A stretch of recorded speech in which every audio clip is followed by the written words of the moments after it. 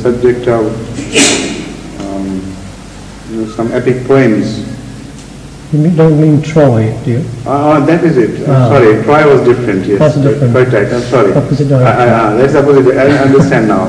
That was with Troy. That was Troy. Great Greek war, when ultimately Troy was destroyed, that was different. Now I was confusing it with Carthage. Carthage. That's right, yes. But during the time of Jesus Christ, peace be upon him, was Carthage completely overrun already by the Romans? And it no longer existed as an independent empire? No, not as an empire. Right. The city had been destroyed and it has been rebuilt. That's right. It became a part of the Eastern Roman Empire, was it? No, it was the West. No. Western? West. For quite a while. It was rebuilt. Even Tunisia, you mean? Yes, part of the West. It was the main supplier of wheat to the western part of the empire, a great agricultural area. It was quite fertile in those days because they had a reasonably elaborate irrigation system. But with the collapse of the Western Empire, this gradually disintegrated and the desert came in. Mr. Hayat's waving his hand, I think. Mr. Hayat ultimately is ready for a question, please. Yes, sir. Yes. Come forward.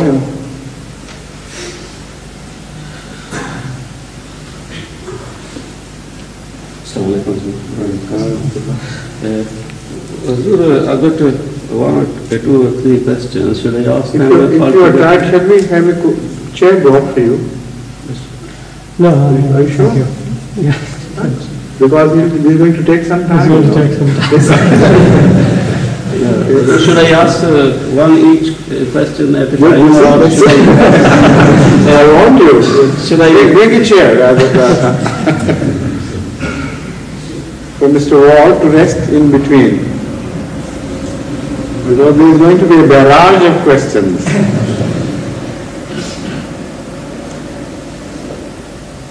Thank you. Please sit down. You can close it here.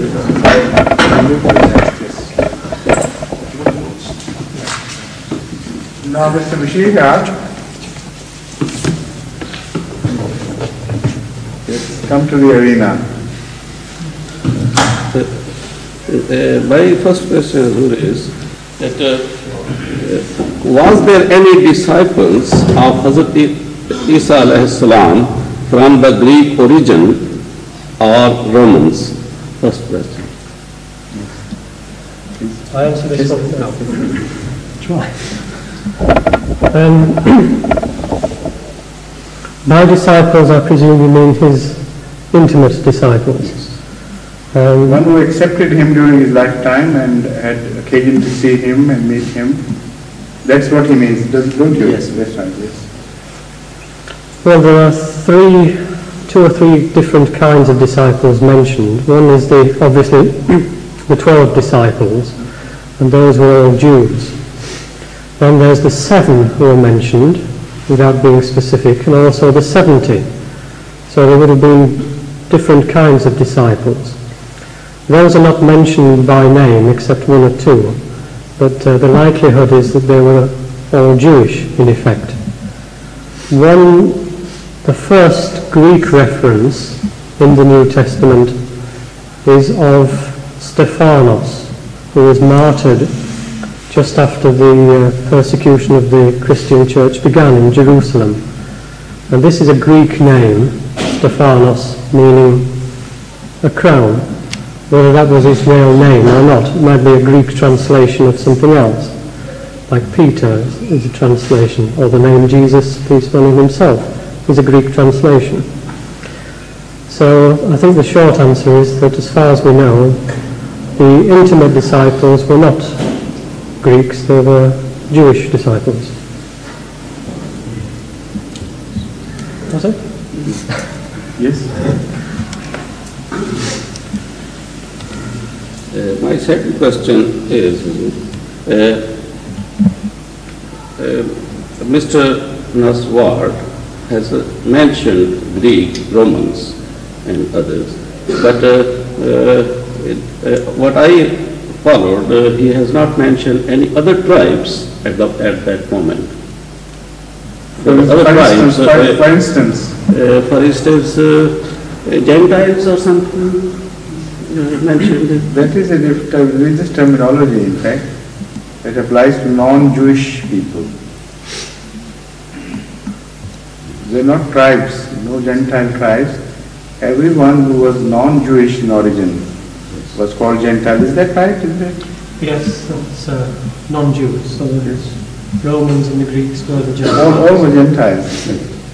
But what I gather from the answer, Zur, is that there were no other tribes except Greek origin or Romans or Jews. They were big people. They know not just tribes. Big people, sorry, not tribes, but I mean great origin. I'm talking about the origin. For example, any Arabian origin in that area living at that time, or some. Yes, he is mentioned Egyptians, Arameans, and you want to say something about it? I think it's just that these are the main groupings in that area. Obviously, the British were here, but in a little corner of the empire tucked out of sight. So the main groupings were of these two main types. Perhaps he wanted to find out how many nations there were, or geographical units entities as we know them.